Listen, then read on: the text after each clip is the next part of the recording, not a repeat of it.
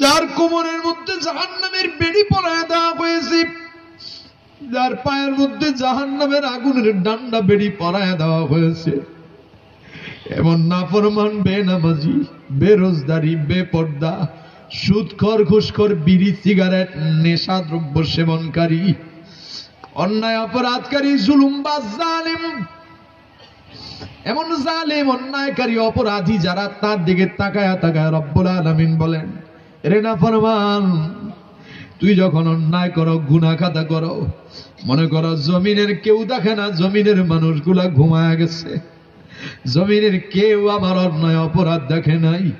রব্বুল আলামিন আমার মতো এমন নাফরমানের দিকে তাকায়া সতর্ক করে দিয়া, কঠিন চোখ রাঙানি দিয়া বলে, তোর এমন এক রব তাকায়া তাকায়া দেখতেছে যার চোখের মধ্যে ঘুম নাই, তন্দ্রা নাই।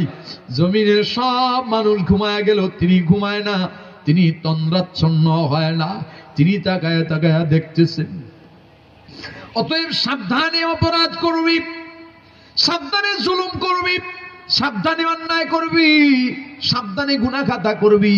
আমি রব যে তাকায়া তাকায়া শুধু দেখি তা না, আল্লাহ বলেন কিরামান কাতিবিন ইয়ালামুনা মা তাফআলুন। আমার মাওলা দুই কান্দে দুইটা ফেরেশতা দিয়া রাখছেন, সিসি ক্যামেরা ফিট করে রাখছেন।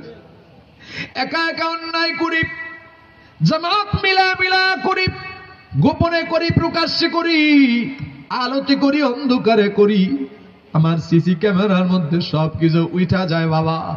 এই জন্য রব্বুল আলামিন বলেন, আমি ঘুমাই না, আমি তন্দ্রাচ্ছন্ন হই না।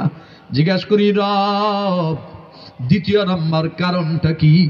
আল্লাহ বলেন, দ্বিতীয় নম্বর কারণ হলো আমি রব্বুল আলামিনের কুদরতি অন্তরে বান্দা, তোর প্রতি দয়া মায়া বেশি। তোর প্রতি দয়া মায়া বেশি থাকার কারণে আমি তোর রব ঘুমাই না। জমিনে আমরা আল্লাহর গোলাম, জোরে আওয়াজ করে বলবেন, আমাদের দিলের মধ্যে দয়া মায়া আছে না নাই? আমরা ঘুমাই কিনা? আল্লাহ বললেন, আমার দয়া মায়া বেশি, যার কারণে আমি ঘুমাই না। বিষয়টা কেমন? মুফাসসিরিন হযরতগণ ব্যাখ্যা করেছেন, বলবো নাকি? মুফাসসিরিন হযরতগণ বলেন, আল্লাহ রাব্বুল আলামিনের কুদরতি চোখের মধ্যে দয়া মায়া বেশি থাকার কারণে আল্লাহ ঘুমায় না। ব্যাপারটা কেমন? এমন একটা জামানা ছিল, গ্রামে গঞ্জে আমরা আব্বা আম্মার শাসনরে ভয় পাইতাম। কথা বলেন ঠিক না বেঠিক? উস্তাদের শাসন ভয় পাইতাম, আব্বা আম্মার শাসন ভয় পাইতাম। উস্তাদ যেদিন থেকে শাসনের বেত হাত থেকে নামায়া দিছে, আব্বা আম্মা যেদিন থেকে শাসন করা বন্ধ করে দিছে, ওদিন থেকে সন্তান ছাত্র ছাত্রীগুলা বেয়াদব হওয়া শুরু হয়েছে। কথা কয় না?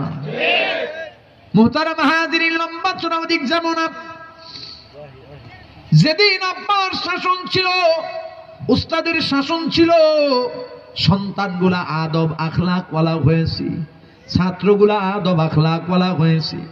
আফসোস আর পরিতাপের বিষয় হলো, যে শিক্ষা অর্জন করার পরে সন্তানগুলা আদব আখলাকওয়ালা হয়, মুআদ্দাব হয়, ওই শিক্ষা পাঠ্যপুস্তক থেকে, শিক্ষা কারিকুলাম থেকে তুলে দেওয়া হয়েছে।